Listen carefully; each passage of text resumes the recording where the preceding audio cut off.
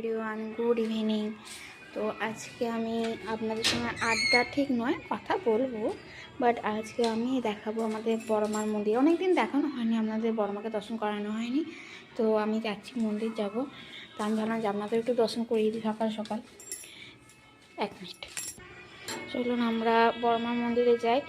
বড়মার মন্দিরে যাওয়ার জন্য এই বাবা চাবিটা কোথায়, বড়মার মন্দিরে গিয়ে আপনাদেরকে দর্শন করাই।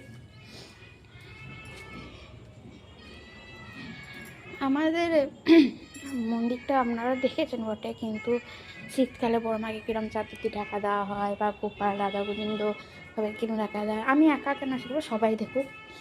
এই যে দেখছেন, এই যে এখানে যত আলপনা টালপনা দেওয়া আছে, এখানে যত আলপনা দেওয়া আছে, বা এখানে যত আলপনা দেওয়া আছে সব আমি দিয়েছি, যতটুকু ভালো পেরেছি যেটুকু দেওয়ার চেষ্টা করেছি। কারণ জানেন তো পুজোর আগে মানে অনেকটা চাপ থাকে, যতটা চেষ্টা করছি ততটাই দিয়েছি। আর বড়মার সামনে যে ওখানটায় ঘটের সামনেটা, ওটাও আমি দিয়েছি।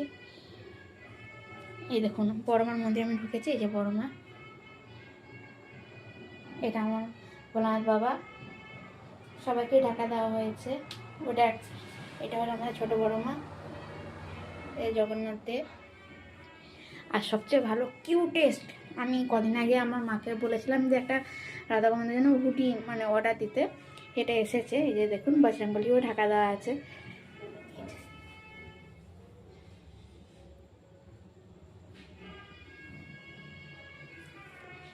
তো ওয়ান্স মোর এগেন সবাইকে একটাই উইশ করি, গুড ইভিনিং, অ্যান্ড সবাইকে জানাই রাধে রাধে।